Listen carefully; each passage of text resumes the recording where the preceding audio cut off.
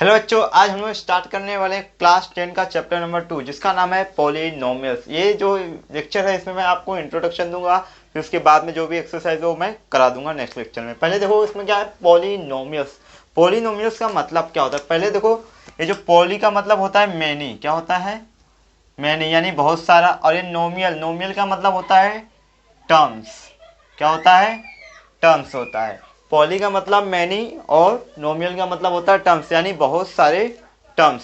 अब ये टर्म्स का मतलब क्या होता है? टर्म्स का मतलब जैसे आप यूज करते हो 3x-4y 7x, ये सब क्या है हमारे टर्म्स है। क्या है हमारे ये टर्म्स है, लेकिन ये क्या है सिंगल टर्म्स है। जैसे 3x+2y कर दूँ तो क्या हो जाएंगे दो टर्म्स, फिर 3x+2y-3 कर दूंगा तो क्या हो जाएंगे 3 टर्म्स। फिर इसके बाद आता है हमारा वेरिएबल्स। वेरिएबल्स क्या होता है देखो, ये जो नंबर के साथ मैंने ये वेरिएबल यानी अल्फ़ाबेट यूज़ किया है ना, alphabet x y a b c d कुछ भी जो हम लोग यूज़ करते हैं मैथमेटिक्स में, अल्फ़ाबेट का लेटर उसे ही हम लोग क्या कहते हैं वेरिएबल्स। जैसे हो गया 3x, ये क्या है हमारा x क्या है हमारा वेरिएबल है, और हो गया -4m, m क्या है हमारा वेरिएबल है, इसे क्या कहते हैं हम लोग वेरिएबल कहते हैं। फिर इसके बाद आता है हमारा कोएफिशिएंट।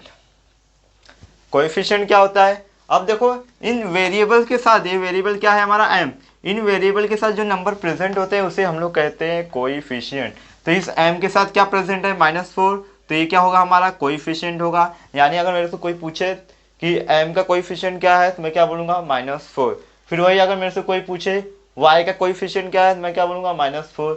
x का कोएफिशिएंट क्या है मैं क्या बोलूँगा 7 है। फिर और एक बता देता हूँ एग्जांपल में, जैसे ले लो 3x² + 7y। अब इसमें मेरे से कोई पूछे x² का कोएफिशिएंट क्या है तो मैं क्या बोलूँगा 3, और y का कोएफिशिएंट क्या है तो मैं क्या बोलूँगा 7। इसे ही हम लोग कहते हैं कोएफिशिएंट। अब आ जाते हैं हम लोग types of polynomial on the basis of terms.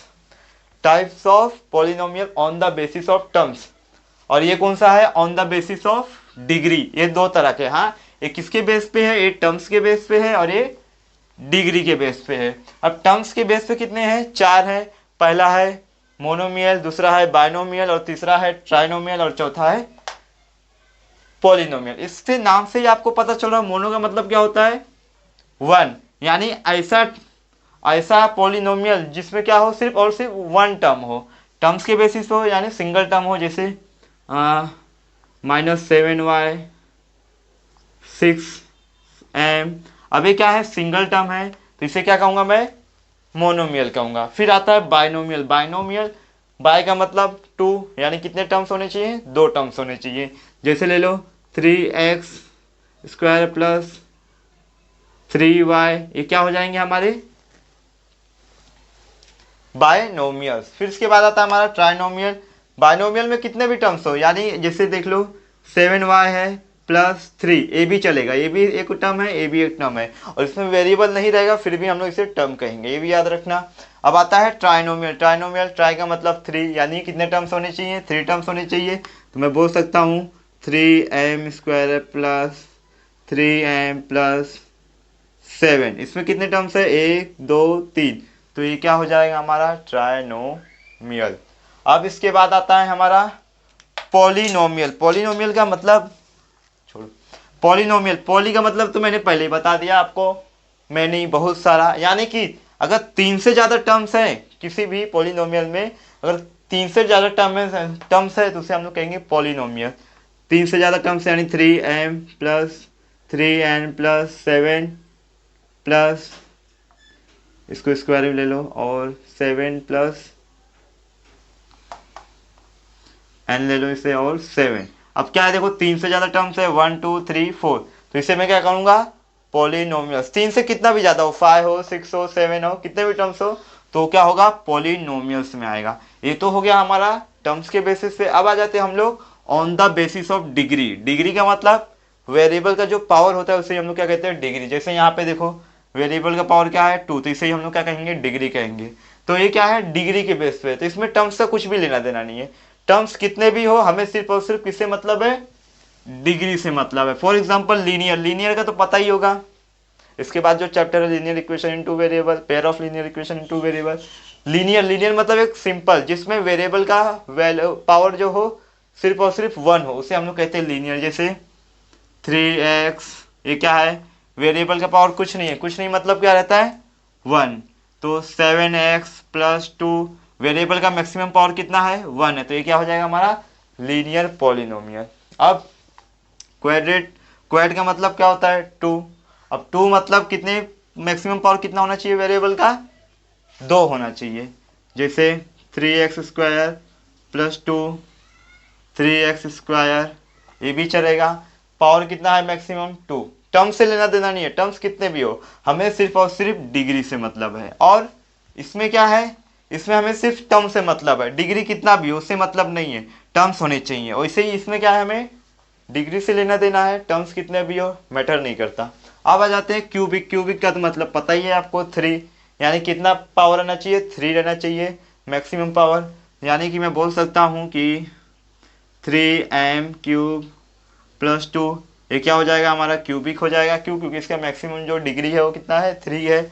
और दूसरा एक एग्जांपल बता देता हूँ मैं, -7y³ + 2y + 7, ये भी हो जाएगा मेरा क्यूबिक पॉलिनोमियल। क्यों, क्योंकि इसका जो मैक्सिमम डिग्री है वो क्या है 3 है। अब नेक्स्ट टॉपिक है हमारा zeros of polynomial. Zeros of polynomial का मतलब क्या होता है, देखो क्या बोला है, the value of variable for which the polynomial become equal to 0। इसका मतलब है कि पॉलिनोमियल में वेरिएबल का ऐसा वैल्यू जो पूरे पॉलिनोमियल को 0 कर दे। नहीं समझा, देखो यहाँ पे जैसे p ऑफ x = 3x - 6 ले लेता हूँ। हाँ, अब ये क्या है, एक मेरा पॉलिनोमियल है। और दूसरी बात, नॉर्मली हम लोग ना पॉलिनोमियल किसको भी बोल सकते हैं, 3x फिर 7y 2x + 3, इसको भी पॉलिनोमियल बोल सकते हैं, किसको भी नॉर्मली।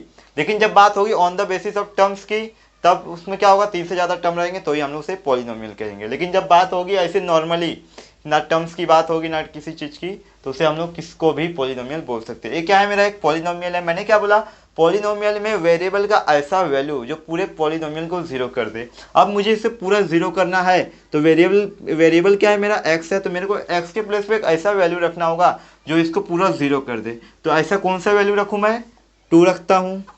तो क्या हो जाएगा 3 × 2 = 6 और 6 - 6 क्या हो जाएगा 0। तो देखो वेरिएबल का ये ऐसा वैल्यू है 2 जो क्या कर रहा है, इस पूरे पॉलिनोमियल को 0 कर दे रहा है। इसे ही हम लोग क्या कहते हैं, जीरोस ऑफ पॉलिनोमियल।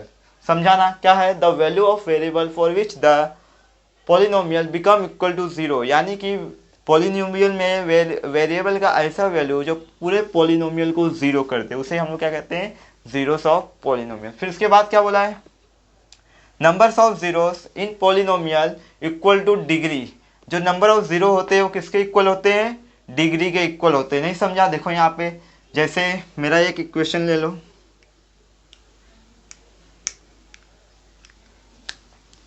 ये क्या हो जाएगा मेरा 4x² + 2x + 16, ये क्या है मेरा एक पॉलिनोमियल है। अब इसमें डिग्री क्या है, मैक्सिमम डिग्री क्या है 2 है। तो इसमें क्या बोला है, number of zeros in polynomial equal two degree, यानी जितना डिग्री रहेगा नंबर ऑफ जीरोस उतने ही रहेंगे। यानी इसमें जो नंबर ऑफ जीरो आएंगे वो कितने आएंगे 2 आएंगे। क्यों 2 आएंगे, क्योंकि इसका जो डिग्री है वो कितना है 2 आएंगे। अगर 3 रहेगा तो 3 आएंगे, 1 रहेगा 4x रहेगा तो सिर्फ 1 आएगा डिग्री। डिग्री 1 है तो इसका जो ये क्या बोलते हैं डिग्री, नंबर ऑफ जीरो है वो भी क्या रहेगा 1 ही रहेगा। तो नंबर ऑफ जीरो किसके ऊपर डिपेंड है, यहाँ पे डिग्री के ऊपर। डिग्री जितना रहेगा नंबर ऑफ जीरोस उतने रहेंगे। नेक्स्ट टॉपिक है हमारा geometrical meaning of zeros of polynomial. Zeros of polynomial तो मैंने आपको बता दिया कि वेरिएबल का ऐसा वैल्यू जो पूरे पॉलिनोमियल को 0 कर दे। लेकिन अब इसमें क्या है, ज्योमेट्रिकल आ गया है, यानी ग्राफ आ गया है। अब इसमें क्या है, देखो यहाँ पे एक एक्स एक्सिस है जो हॉरिजॉन्टल रहता है और वर्टिकल जो रहता है वो क्या रहता है, वाई एक्सिस रहता है। अब कोई भी इन दो लाइन के अलावा कोई तीसरी लाइन जितनी बार एक्स एक्सिस को टच करेगी या फिर इंटरसेक्ट करेगी जितनी टाइम, उतना हमारा नंबर ऑफ जीरोस होगा। जैसे फॉर एग्जांपल ले लो यहाँ पे आप एक्स एक्सिस को कितनी, वाई एक्सिस से मतलब नहीं है हमें, एक्स एक्सिस को यहाँ पे एक बार इंटरसेक्ट कर रही है और एक बार यहाँ पे कर रही है, कितना हो गया 1 1 2, तो कितना हो जाएगा number of zeros, number of zeros क्या हो जाएगा हमारा इसमें 2 हो जाएगा। अब मान लो इसको मैं हटा देता हूँ, मान लो ये हट गया हाँ पूरी तरह। अब मैं क्या करता हूँ, ऐसा ऐसा ऐसा करता हूँ। अब इसमें क्या आएगा, मैंने क्या कहा है, एक्स एक्सिस से मतलब है हमें, तो एक्स एक्सिस को ये लाइन एक बार भी टच या इंटरसेक्ट की क्या, नहीं की, तो इसमें नंबर ऑफ जीरोस कितना आएगा हमारा, 0 आएगा। अब इसमें आ जाते हैं, इसमें भी सेम वही है, समझाने के लिए बता रहा हूँ। अब यहाँ पे देखो, अब क्या हो रहा है, ऐसे ऐसे ऐसे ऐसे। अब इसमें क्या होगा, नंबर ऑफ जीरोस कितना होगा, मैंने क्या कहा है, एक्स एक्सिस को जितनी बार टच या इंटरसेक्ट करेगी उतना हमारा नंबर ऑफ जीरोस होंगे। तो आइए चेक कर लेते हैं, एक यहाँ पे इंटरसेक्ट हो रहा है, दूसरा यहाँ पे इंटरसेक्ट हो रहा है, तीसरा यहाँ पे इंटरसेक्ट हो रहा है, चौथा यहाँ पे इंटरसेक्ट हो रहा है, और पांचवा यहाँ पे टच हो रहा है।